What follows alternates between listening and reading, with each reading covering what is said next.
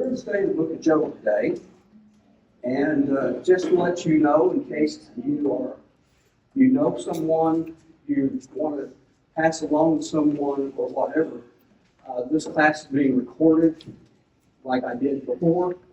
I'll probably put it on YouTube on Wednesday at noon, and it'll be for public viewing on Facebook next Sunday during class. That way, I get somebody coming to class. So if you know somebody that's going to be here. I want to start today by asking you about two case studies.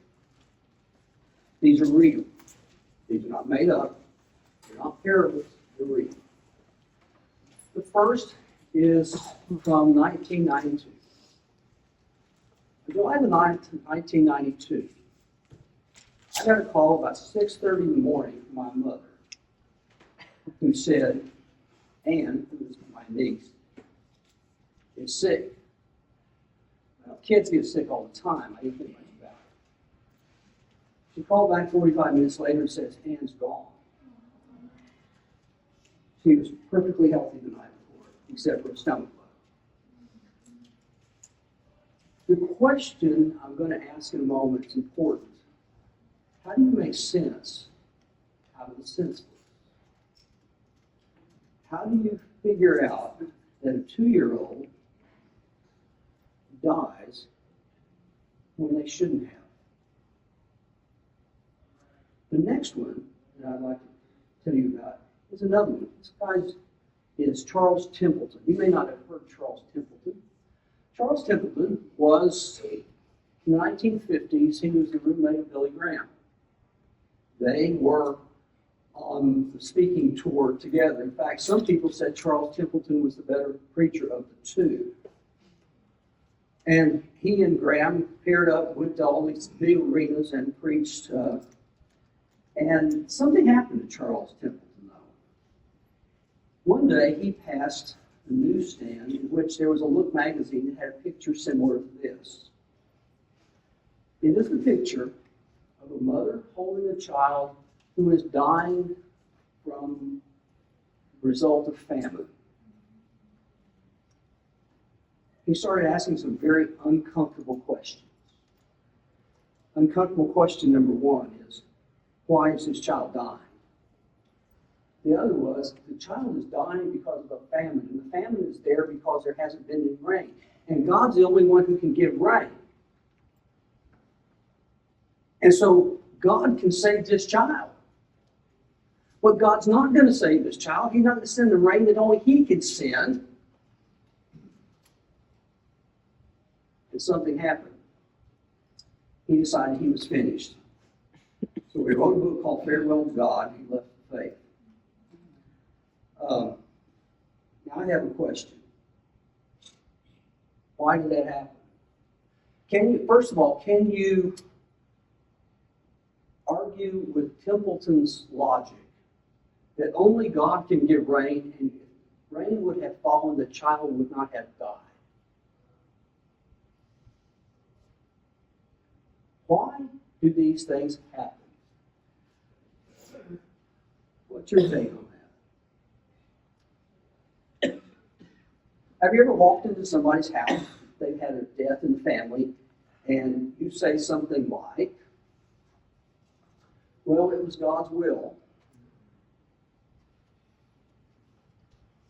Do you want to hear that? Or, well, they were sick, and so they're now in a better place. We say, I want them here, not there. See, the question why is a lingering question we're going to have to ponder over the next 12 weeks. After all, we have gifts as in the back of our minds on almost every occasion where there's suffering or problems of any kind. Why does God not spare people from suffering? When you go to the hospital, why didn't God keep you from doing that? He could have. We pray that God can heal, and if God can heal, God can prevent. Why doesn't He save people from suffering? Why do they have to go through all the misery of life? Or why doesn't He fix all of my problems? See, there are some people who believe that God needs to go through the universe straightening up cosmic pictures. You've had friends like that. Every time they go through a house, and there's a picture a little bit skewed, they go, because they can't stand things out of straight. Why does God allow things to be unstraight? It's part of our psyche. Or, why does he not punish the guilty?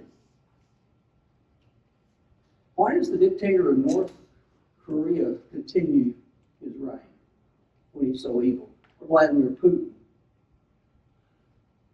Or any other dictator? Why is it that in 1937 he didn't strike Adolf Hitler with some dreaded disease that he died and we could prevent 6 million deaths of Jews? Why does he punish the guilty? Why does he let the wicked prosper?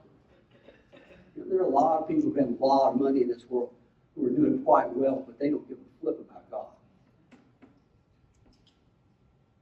Why didn't God do something about that situation?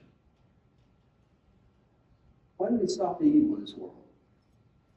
Why didn't he do something about Ukraine? Why didn't he do something about Gaza? Why didn't he do something about crime in the streets? Why didn't he do something about school shootings? Why didn't he do something? Those are real questions that people really ask. And so, when we experience trouble, there are a couple of things that we bring to the table. One is that when we experience trouble, there must be something wrong with us. What did I do wrong? Now, here's the dilemma. We believe that action have consequences. Don't we? You don't buy gas and your car runs out of gas. What's the reason? You didn't buy gas. Action, consequence, all there. So therefore, anything that happens in life, I must have done that. This is a real problem in our world. 2005, Hurricane Katrina marched up the Gulf of Mexico and slammed into New Orleans, Louisiana. It killed 1,400 people. And it's fearful. 1,400 people. I heard more than one preacher in this country say the reason for that hurricane to kill so many people were the sins of New Orleans. Really? How did you know that? Well, it's got to be. The only reason people experience that kind of trouble is because if they've sinned. Now, let me roll that back a little bit. What about the first illustration I gave you about my niece? What did she do so that I deserve that? See, that's where it breaks down. We've got to be consistent in some of this. I like this passage. In John chapter 5, Jesus and the disciples are walking along. They come to a man who's been born blind. I'd like you to think about what's behind this question. They turn it into a theological roundtable. Let's try to explain things. Who sinned? This man or his parents? Somebody's at fault for this. So who did the worst possible thing for this, that this happened? Was it his parents? Did they do something completely wrong and therefore they got what they deserved? Or what about the man? Maybe he did it. Now, they missed the big point, and that's why he was born blind. People aren't born that way. Because they hadn't done anything. But that's an idea. The idea is that somewhere along the line, we have created the problem for our own lives, and that is going to come up over and over and over and over again in the book of Job. In fact, that is one of the big solutions, easy solutions to the problem that is here that we're going to find out. The second thing, when we experience trouble, we blame God. After all, there's something wrong with him. Why doesn't he act? Why doesn't he work? If God is really God, if he's truly in control, if he has the universe in his hands, why in the world does he not do something to stop the problem we got? Or is he just toying with us? We had a dog. My wife hated this. She loved the dog, hated what the dog did. The dog would dive into our hedge in the back of our yard, and it would come out with a rat. And the dog would take that rat, between his teeth, throw it up in the air. When it would land, it would grab it again, shake it some more, throw it up in the air. The whole time this rat's squealing. My wife's going, make it stop. I'm thinking, what do you want me to do? It would get finished soon enough. She said, I don't want it in the house. Well, I said, I don't either, but that's why not to do it. Don't open the door. That dog goes over and over and over, and had a great time making this rat's life miserable until it finally died. Does God enjoy making our lives miserable until something happens to us? Are we the rat and God is the dog? You know, that's an interesting question. There are a lot of people who kind of feel that way. Because this was an issue for James. When James writes his letter, James's letter is kind of bookended, if you will. The first chapter is about trial. Last chapter is about trial. And in between there are several other things. But James knows that people are raising the same question. If there's trouble in my life or in this world, why doesn't God do something? And he says, but when tempted, no one should say, God is tempting me. For God cannot be tempted by evil, nor does he tempt anyone. God is not touched by evil. How can God, who does not touched by evil, use evil for his benefit? Now, we have some good, easy answers to that. But as Ambrose Bierce said, there are people who have easy answers that are almost always too easy, but they're always wrong at the same time. And sometimes that's true about us as well. So, it even comes in the mouth of Jesus. Jesus on the cross quotes Psalm 22 and verse 1. My God, why have you forsaken me? Why are you so far from saving me? So far from my cries of anguish? God, why aren't you not doing something? He says, why have you forsaken me? Jesus on the cross says, why have you forsaken me? God has not. But that's a human perception. When life craters in, God's nowhere in the picture anymore. And so it's interesting. Job is going to voice much of the same thing. Where is God when I need him? He seems so absent. He doesn't seem to show up. Why? And so when trouble comes, several things happen for us. Number one, we want to make it go away. We want an easy remedy. Don't you like easy remedies? Tell me what I got to do, and I'll take care of it. Tell me what I did wrong. I'll repent of it. I'll go down front church. As long as this thing goes away, just tell me what I need to do. That's what we tend to do. Now, when I was on the Gulf Coast, we lived in Santa Fe, Texas. In Santa Fe, Texas, they have one doctor. Now, I usually went to Texas City, but not there. But if I had, cold, flu, something like that, I'd go there. Why? I didn't want to spend all day long driving when I felt miserable anyway. So I went to this doctor. This doctor had this interesting problem. He'd walk in, didn't make any difference what was going on. Here's his first question. You want a shot? You don't even know what I've got. That makes no difference. I got a shot for that. You got flu, I got a shot. You got a broken bone, I got a shot. You know why? Because insurance pays for the shots. So every time I go in there, it didn't make any difference what I would. You want a shot? It'll make you feel better a lot faster. That was his logic. Do we want a shot from God? Just give me a shot. I don't care what it is. Just get rid of this. I don't like the pain. I don't like the suffering. What is it going to take to get rid of it? That's one of our answers. Another answer is we try to make sense of it. That's the question, why? Why did this happen? I don't understand. We live in this world, and so we start making these scenarios on why things happen. I would like to point out something to you. If you understood why things happen, it would not make you feel better. And it doesn't do anything about the problem. We have this curiosity about it. That we want to know why this took place. Job wants to know why it takes place. Why did all this stuff happen to me? I don't understand. Why? I want to make sense of this.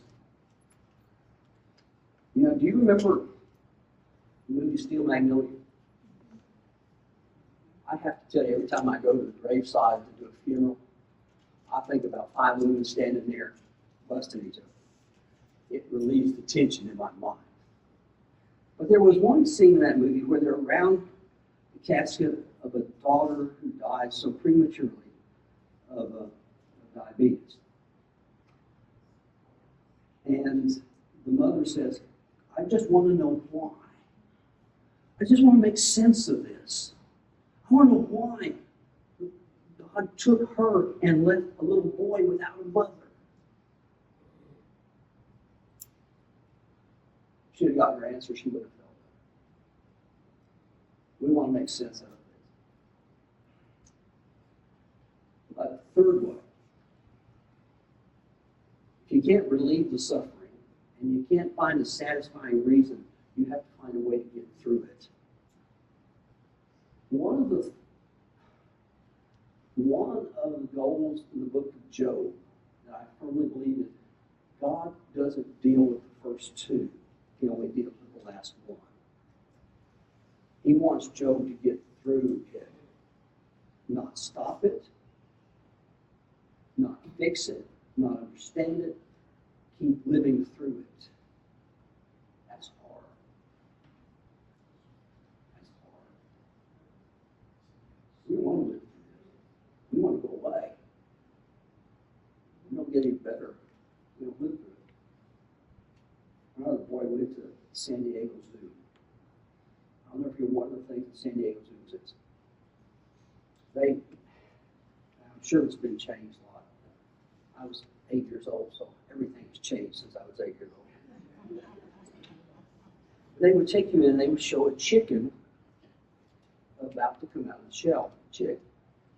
The shells are trimmed a little bit. And the hen stands there watching. And that chick begins to chip away at the shell, and you can tell that it's really taking all the energy and all the power it has just to kind of get through the shell, and the hen does nothing to help it. And the person giving the tour said, you may wonder why the hen does not help the chick. The reason is, if she helps the chick, it will not get strong enough to survive on its own. So she lets the struggle happen so we can survive. I thought, not bad for life. I didn't understand it at 8, but I understand it at 68. So you can make a way through it. In suffering, we ask one of two questions: does God still love us? If I've done something terrible and I don't know what it is and I can't get around it, does God still love me? The other question is, but if this is happening to me and I haven't, does God hate me? What did I do so wrong that I got this out of my life? That's true about people who go to chemo centers. It's about people who have to go through funerals. It's about people who are losing their house in foreclosure. Why does God hate me so much? That's an interesting question. There are questions that Job raises. Why is there suffering in the world? Is there a question? Why is that? Where is God in all this mix? Does he care for me? Is he absent? Is he toying with us? Where is God? I don't understand where God is. And is there a God in heaven? He's supposed to be here. And why do we have to go through all this anyway? Give me a book to read. When I read it, I'll understand it. We'll go on with it. It's not how life works. You know, I don't know what they told you in school, but they said, if you learn this material and take this test, you'll be able to do such and such. Who? I passed a dozen tests in school. It didn't teach me a thing, and I had to learn all the lessons on my own. But that's what the question that Job raises here. Why does this happen? Where is God? What do I do to get through all this? Now, that's what I call emotional theological background of Job. We're going to talk about the whole stuff. But some background to Job himself. I need to take you through a brief timeline. The brief timeline says, Genesis chapter 1, God creates the heavens and the earth. That is followed by a time we call pre-flood, before Genesis 6. But then we come to Genesis 6 and 7, and Noah is the primary character, and there's the flood that takes place. God wipes everything off the face of the earth. And that's followed by rebirth. Repopulate the earth. You have these growing families. You have these tribes. You have all these people there. And then, when you get to Genesis chapter 12, you get to Abraham. And suddenly, the story of Genesis focuses on that. Now, Job lives right there. I'd say that Job lives in Genesis 11b. You know what that means, don't you? I remember when I was a kid, we had the song, How Great Thou Art. And the song was 723b, because it was already 723, but you had to have a number for it. So it pasted the back of the songbook, 723b.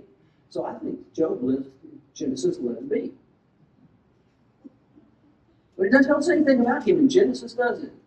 But if you look at what it says in Job chapter 1 and verse 1, in the land of Uz there lived a man whose name was Job. Now, just to let you know, Uz is right here, according to the ancient, best we can put together the ancient world.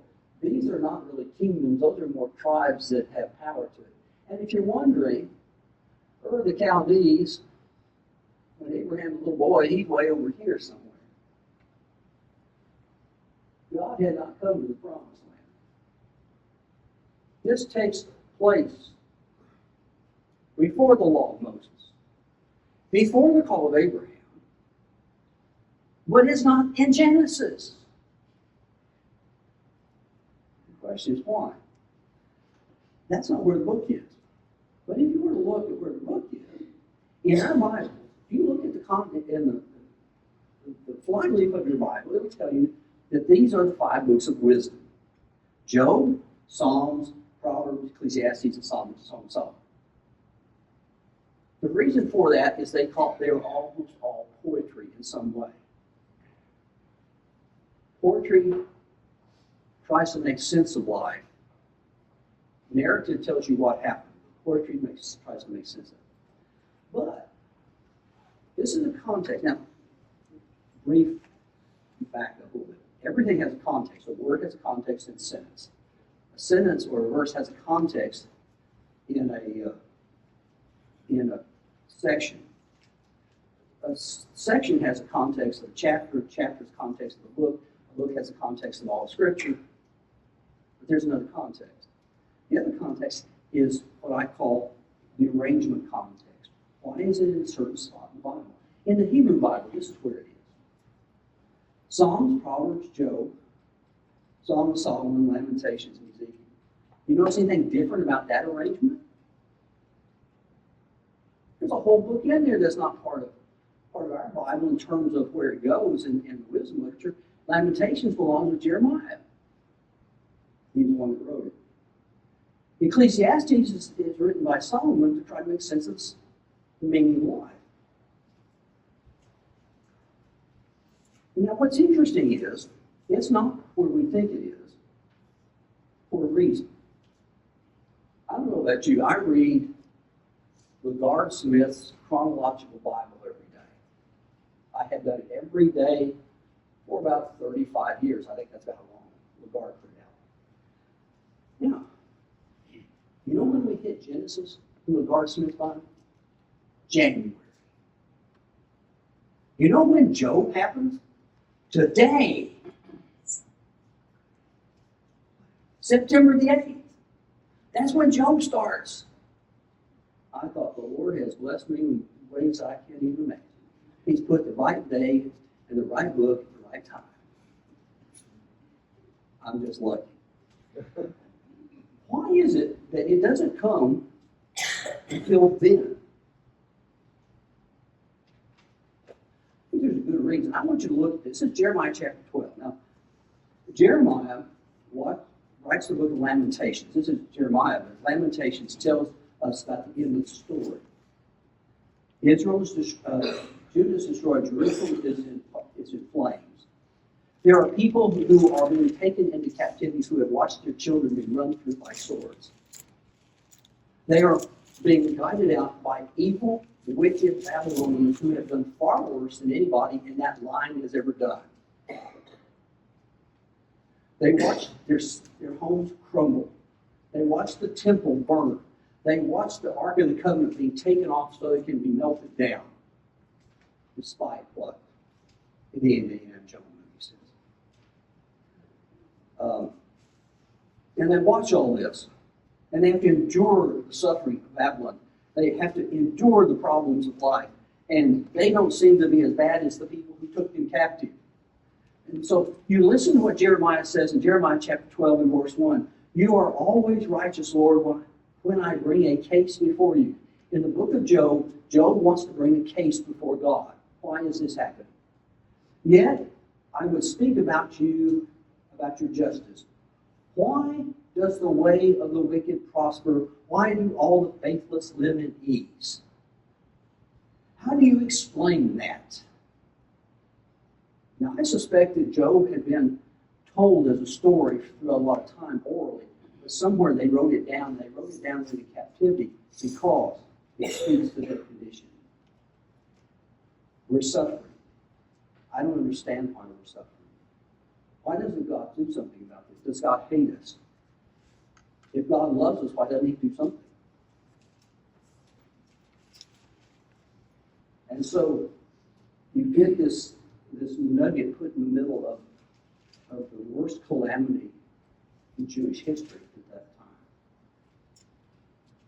The structure of Job can be done 3 different ways. I'll give you all 3. You decide which one you like. First of all, the book of Job has on both ends of it narrative, story. Next week we're going to look at chapter 1. This says, there was a certain day that, blah, blah, blah. When you get to chapter 42, they're going to say, here's what happened to Job after all this takes place. It's in narrative form. It's a story form. We like story. Did you not know that?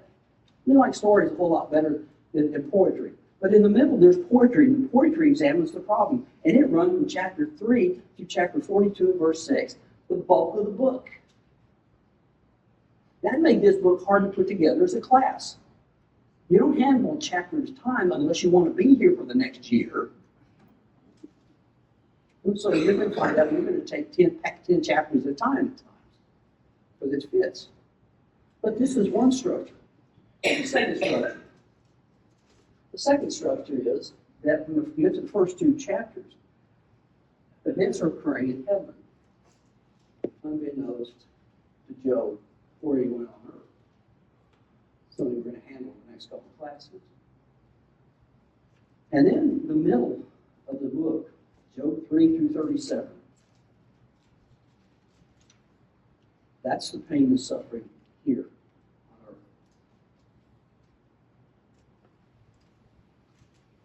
And then when you get to chapter 38, God speaks from heaven. And you don't hear a human voice again, except a brief one from Job. So you can read the book through that lens. What takes place in heaven, what takes place on earth, and what God said out of it. Not a bad way of looking at it. Or you can do this one. First 2 chapters, actually, first 3 chapters, Job has no clue what's happening. Why? I don't understand. Why did those take place? Why did I lose my family? Why did I lose my goods? Why did I lose my health? Why do I have this nagging wife? I mean, you got all these things there. Why did this happen? That's where Job has no clue of what's going on in his life. And then when you get to the middle section and his friends get there, they are of absolutely no help. And God isn't either. That's one of Job's little complaints. God, where are you? I need to talk to you here. Very human emotion. But then when you get to the end, and God starts asking him questions, he has no answers.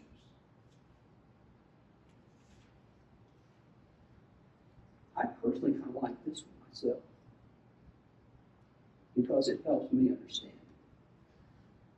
Well, what Job does not teach, I'm going to warn you ahead of time, just so you'll know. Job doesn't answer the question, why? The other is, if he answered it, we wouldn't understand it. One of the things I like in the book of Job, when God gets ready to speak, he said, Job, can you understand all these things? And he can't. What that means is, we'll never understand everything that's happening in this world. Ever. I always like what the old sage, Christian sage said. He said, Augustine said that a God that I can get my whole head around ceases to be God. If I can understand God's mind, God is not God. He's a human invention. And when we ask the question why, we're asking God not to be God. Ponder that for a moment. And it's not about avoiding suffering. Because it's going to, suffering finds you and me. We can't get rid of this. I mean, you sit there and say, I don't want to have to do this. Well, good luck. Job has an answer for that in Job chapter 3. It says, I wish I'd never been born. You know, he doesn't stand on the bridge waiting for Clarence to give him that water either. Go ahead. It's like God keeping in line from the very beginning. He told Adam and Eve not to eat of the tree of knowledge of good and evil, because you're going to open Pandora's box. That's right. And then from then on, we're not supposed to understand. That's right. And you know, Pandora's box is an interesting myth, because when Pandora opens it, she realizes she shouldn't have opened it, but all that comes out is the evil, misery, and pain of life. And when she tries to close it, actually, and she's trying to close it, but the only thing that she closes up is hope, love, and care. All the things we need are taken away when we're in this problem. This is about endurance. What does it take to live through times, the worst of times, a time of trouble? Someone has said this may be the theme of the book of Job. I cannot trace God's hand, so I have to trust God's heart. We don't know what God is doing. We have to trust that He knows what He's doing.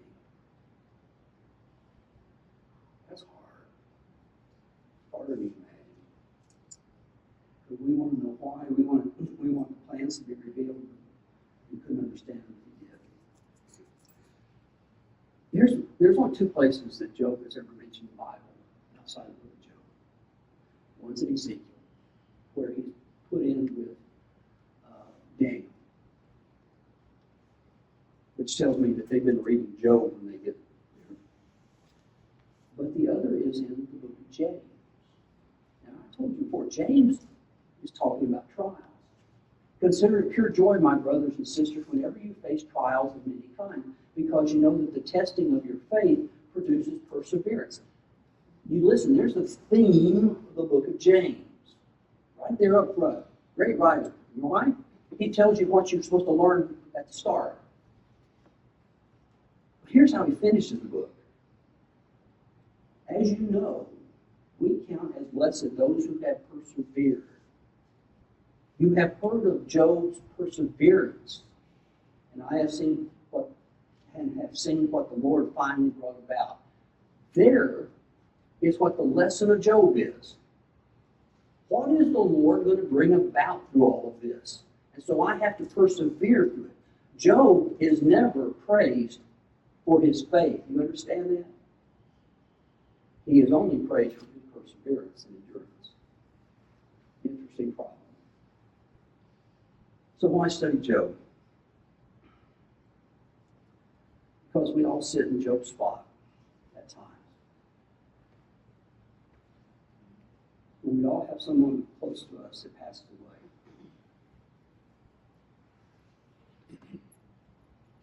We all have medical issues at some point in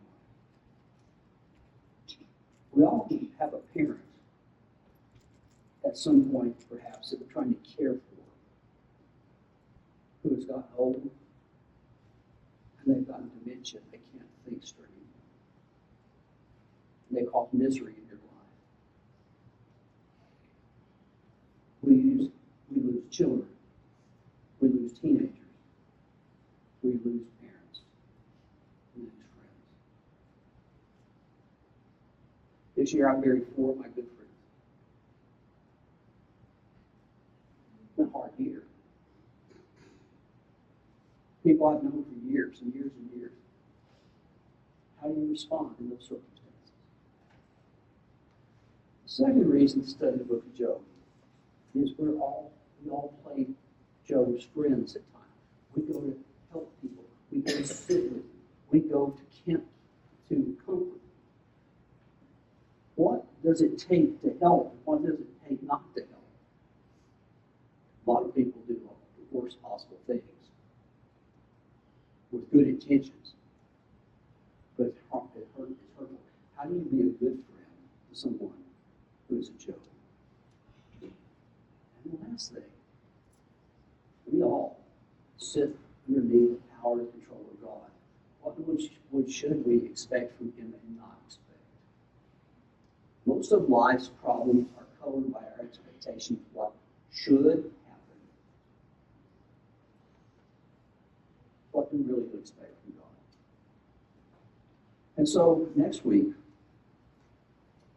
we're going to start off with a chapter that has a recurring refrain.